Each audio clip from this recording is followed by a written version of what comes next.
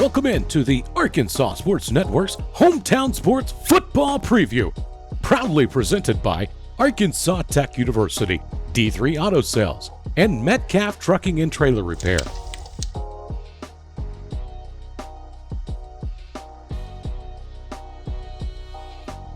Today we're visiting with Brookland Bearcats head coach Mark Hinesley.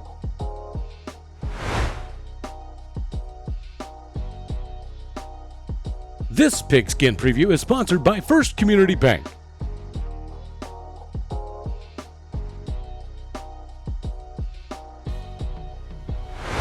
Hello everyone and welcome into the Hometown Sports Arkansas Football Preview presented to you by the Arkansas Sports Network. Alex Gallion. Alongside me is the head football coach for the 5A East Brookland Bearcats, Coach Hinesley. Coach, I appreciate you. Absolutely. Should have shook my right hand. It's all good. It's all good. Man, I do appreciate you for taking the time out of your day to do this interview for ASN. Man, a lot to talk about for the Brookland Bearcats. Obviously, it's a rich basketball school, and I know you're still trying to build the culture up here in Brooklyn. Let's talk a little bit about last season. There was a lot that went on. It did. You know, in Brooklyn football, being a young program like it is, you're always looking for growth. You're always looking for maybe a successful season, whatever a successful season is to Brooklyn, right? So, you know, to some schools, maybe 5 wins isn't what they want. But for us, 5 wins is that next step that we want to get for 6 wins, maybe 7 wins, or maybe a playoff berth or a game that we can win in the playoffs. So, you know, it's about baby steps. It's about, you know, I think last year was our 10th season, I think, of varsity play, I think is what it was. So, you know, you're talking about, it's just baby steps, and it's about getting better every year. And I think our kids have accepted that challenge. And you guys actually went 5-5 in a 1-3 conference. There's some tough conference losses, but there was also some games that were very, very close. I mean, I was there. And Sure. The 5-5, I believe that is the franchise record. That's the best record in school history. You guys tied it, I think. Maybe even before COVID, or even if, I don't think it was in 2020. I think it was 2019 season was our 5-5 season. So you guys definitely improved compared to last year. Some pretty tough. You guys took only one non-conference loss. That was against Gosnell, but it was the loss against Wynn. That was a 21-17 loss. Barely just lost to Wynn. You guys played Wynn at Wynn. A lot of people probably think that if you guys wouldn't have lost to Wynn, y'all would have made the playoffs the first time in school history. You know, and people talk about that win loss, but what you don't understand is it was win at Wynn, and True. Nobody plays win at Wynn great, right? Yes. So the fact that we got them down to, you know, we like to think that we got down to the last couple of plays, right? There was a couple of plays that you look back on, you're like, you could say a quarter, you could say a half, but no, it came actually down to a few plays. So when you take Wynn at Wynn down to the last couple of plays with the idea that could get you in the playoffs, that's a success. It really is. So you know, I really thought that, you know, you're never happy about a loss, but there's something good about that loss. And so our kids need to see that growing. And I think definitely a lot of the returning players, that's something they're going to learn from. You guys took a loss against Nelson, 33-19. The homecoming game, y'all lost homecoming, that was a 39-0 loss as well. And then obviously Valley View, 41-3. I mean, Valley View, they had Brian Huff, Carson Turley. They had a lot of good athletes. 5A East, in my opinion, is one of the hardest football conferences. You say tradition rich. That's what I keep saying, because, you know, when you go down that conference and you look and you're just like, oh, Wynn, okay, they're always going to be real competitive. You go look down Batesville's always going to be competitive. Valley View's competitive last tenure. So you go down it, and it's a very football tradition rich conference, and that's never going to change. I mean, they're always going to be good football, and it's a hard conference, but you know, that's what you want. You want to compete. Yes. So you being the head coach of the Brookland Bearcats, a lot of the attention, that being negative or positive, is going to go straight to you. You're going to get a lot of the spotlight. I want to talk about some of your assistant coaches, the guys that help you behind the scenes. Yeah, Coach Manning is our offensive play caller. He's been here for a few years now, and he's a great coach. He is, and so he calls our offensive plays. Coach Frost, Jesse Frost, he does our defense for us. He came in with me. He's a great defensive mind, so he's doing that for us. Coach Zach Tyler moved here from Truman first year last year. Did a great job with our offensive line. Coach Morris is kind of my right-hand man. He does our receivers and helps with our defensive backs. He's also a baseball coach. He's also a baseball coach here. And then Coach Pagan is our new coach. And we got him. He had worked at Wynn. He had worked at Riverview. He's kind of been around the block. He was at Jonesboro last year. So So now we have him, and he's going to really man up that defensive line and help our offensive line because that's kind of his specialty. So we've got, in my opinion, one of the better core groups of senior high coaches that I've had pretty much in 18 years that I've been coaching, as far as the knowledge, as far as the work ethic. So these guys know how to coach football, and you learn just as much from them as hopefully they're learning from me. So it's a good group to be around. You think it's the best coaching group in Brookland's history? I don't know that because I've only been here for 3 years, but I can say this, that they love and know football, and the kids will benefit from it. There's a lot of potential from that coaching squad that you guys have here at Brookland. I want to talk about some returning players, but before we talk about returning players, I want to talk about some of the seniors from last year. You guys had a really, really strong senior. You guys had a really strong senior group last year. Some names that go off the top of my head: Peyton Grimes, offensive lineman; Caden Webby, Grim Reaper is what you would call him; and Felipe Lozano. Felipe came from Manila his junior year, transferred to Brookland his senior year. There was kind of some talks between him and Elder, who was going to be QB1, who was going to be QB2. Y'all went with Elder. Elder went down against Batesville. I think he tore his ACL. MCL. So he went out. Felipe stepped in, and it kind of felt like you guys improved with Felipe. Y'all beat Batesville 28-13, and then ended up beating Paragould and barely beating Forest City. But do you think you guys improved a little bit last year with Felipe kind of stepping in? No, and let me say that about the whole group. That whole senior high group last year, very strong. Yes. When I came in, it was a group that I kind of leaned on. The one thing that you didn't also say was Barrett Cunningham. Yeah, that's very Barrett true. Cunningham was, a lot of these guys, I started thinking, we were talking off air, is that guy was a glue. He held us together. Within, you talk about this guy, he was the glue. He held us together. So when you start going down that list of seniors, and there was a pretty good group of seniors there, lengthy-wise, and then you start talking about Connor Marshall and the things that Connor Marshall did for us, and the things that Caden Webby played both sides of the ball just as good as anybody I've ever coached. So everything about that senior group was very, very special. And Felipe's come over from Manila. He was a great pickup. And the thing about that you think about when you think about Felipe and Barrett and Connor and all these guys, they can play so many different positions. Very true. So when you talk about Felipe going to a quarterback, he also helped us so much on the defensive side of the ball. Probably nobody ever noticed. Yes, that's true. You know what I mean? So Peyton Grimes, he never stepped off the field to the very last game when he got hurt. And so he was. And I mean, we would tell Peyton, hey, Peyton, you're going to play center this week. Yes, sir. And he had it, and he would do it. You're going to play tackle guard.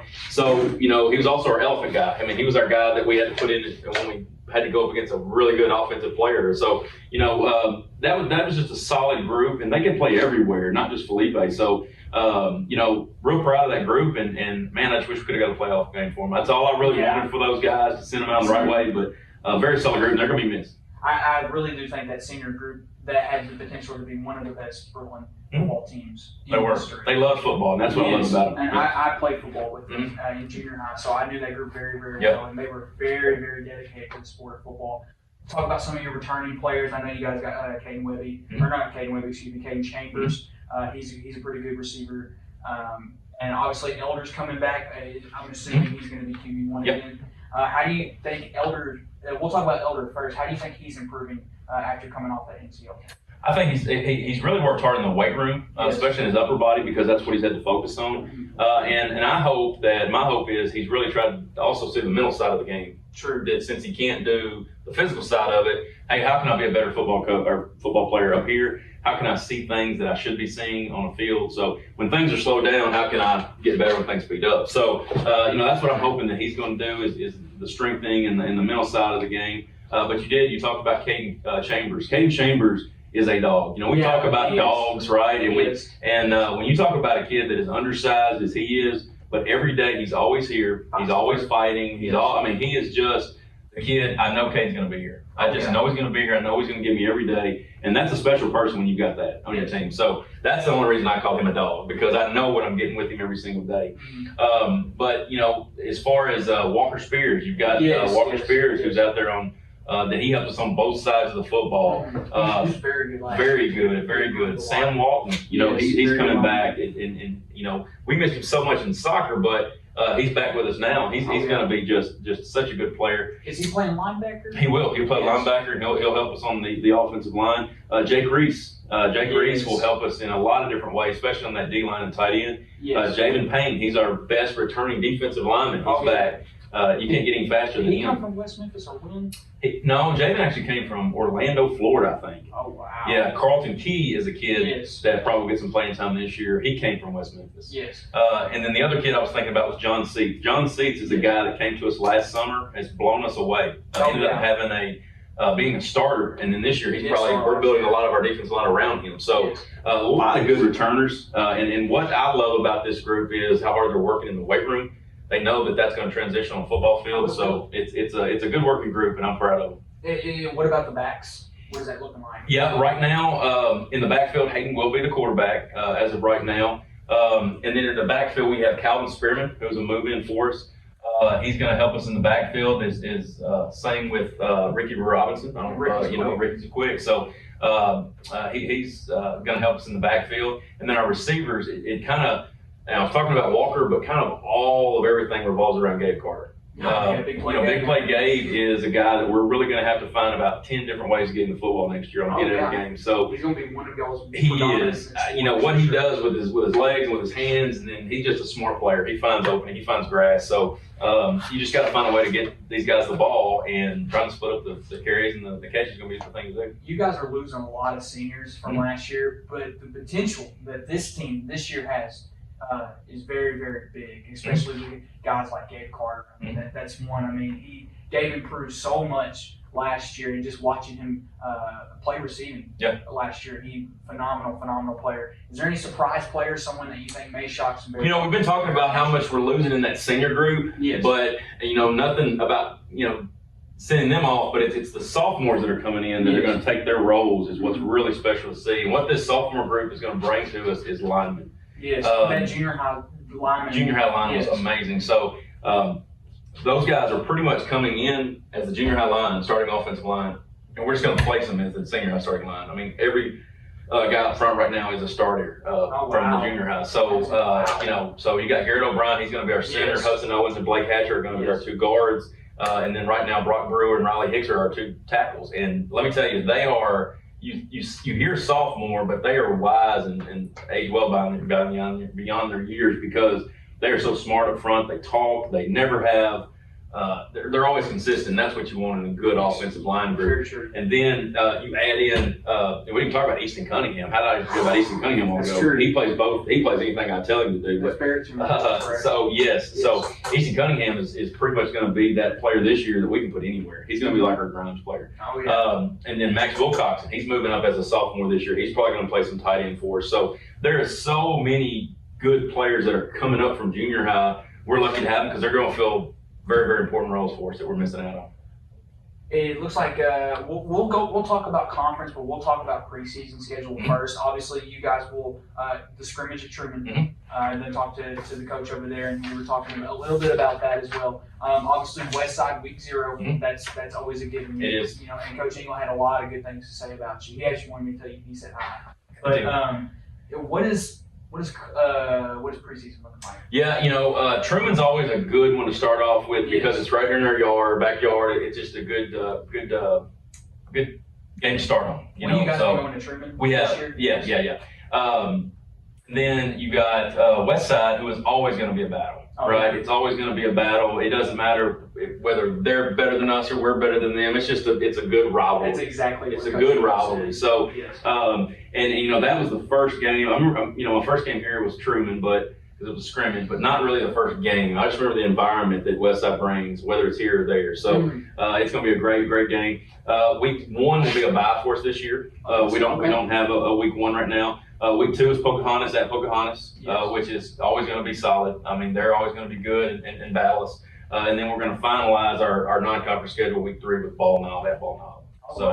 Yeah, that's a pickup. That's a new pickup. Yeah. We dropped Gosnell. They dropped to pick up another county school in their area.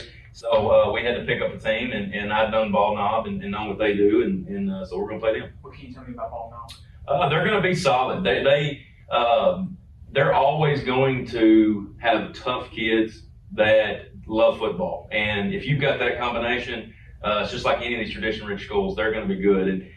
So don't really know what to expect. They've been decent the last few years, and they're going to give us a game.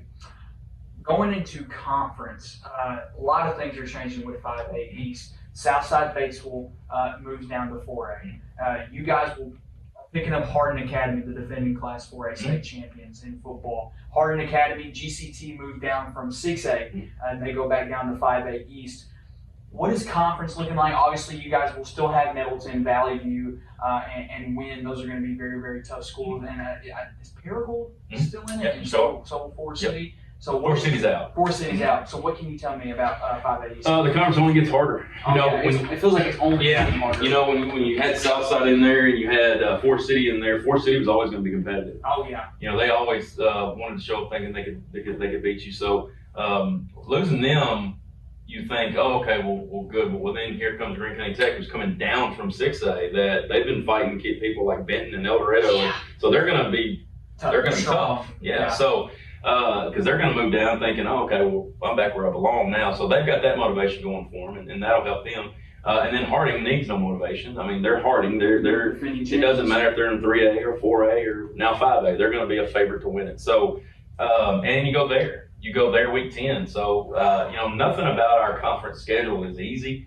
Never has been, since we've been in this conference. That's very, very true. And then, you sprinkle in Batesville, who is Batesville. I mean, they're always going to be, they're a River City town. You guys are going to Batesville this year, correct? Correct. And then you got Valley View in there. I mean, so, and then we have to play homecoming this year is Wynn. So, when you talk about this conference schedule, I mean, from top to bottom, there is no game where you can just take a breath. I mean, it's a battle. And that Valley View team, they are losing a lot of good players. I mean, Dax Webb, who came from Brooklyn, he would go on to play baseball mostly, but he did end up playing some middle linebacker for the Blazers. Brian Huff, who moved on to Missouri, and then obviously Carson Turley, who was a very, very solid quarterback for them. Right. They're losing all that core. I've yet to talk to Valley View's coach. That's going to be an interesting conversation. But, I mean, it feels like Valley View, they're losing competition, but obviously they have people that will obviously come in, and they're going to do good every time.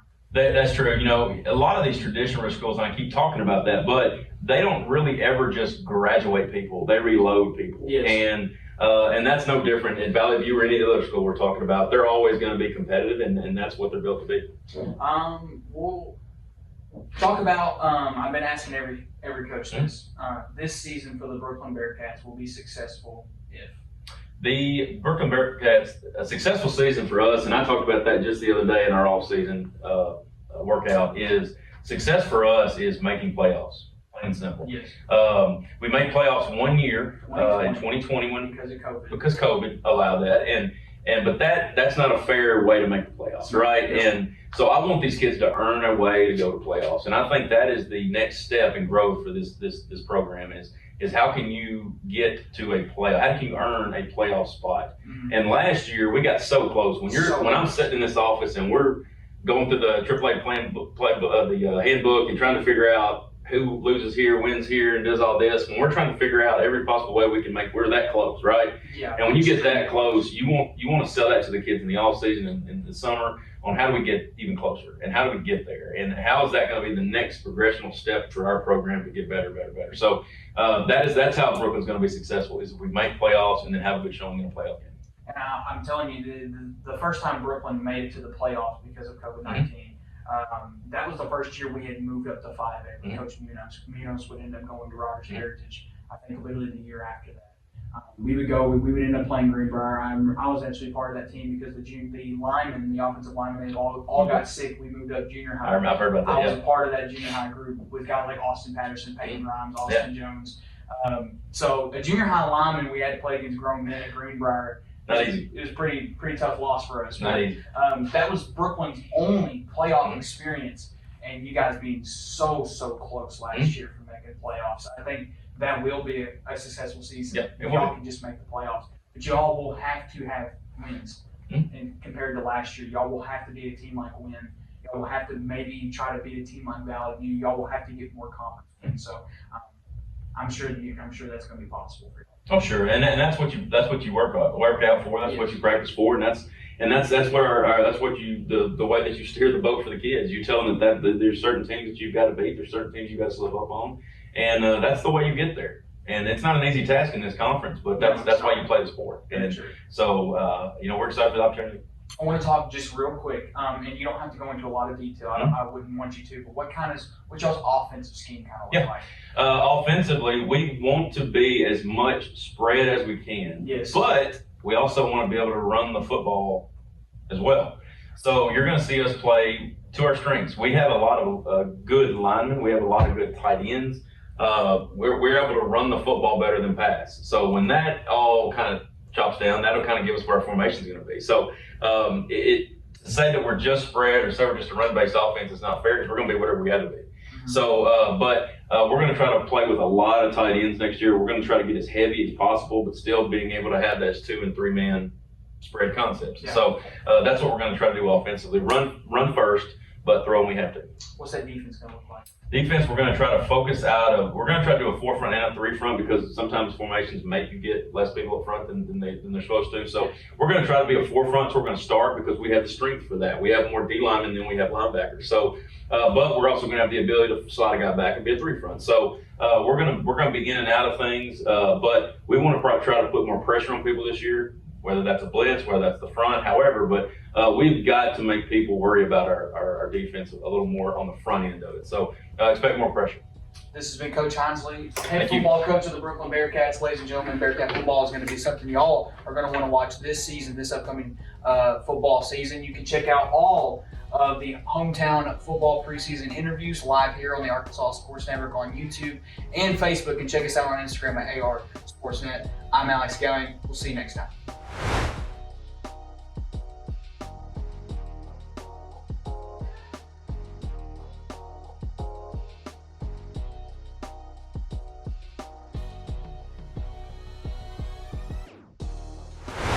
Thanks again for joining us on the Arkansas Sports Network's Hometown Sports Football Preview. Don't forget to like and subscribe to the Arkansas Sports Network on YouTube to catch more previews and all the latest updates on your favorite teams.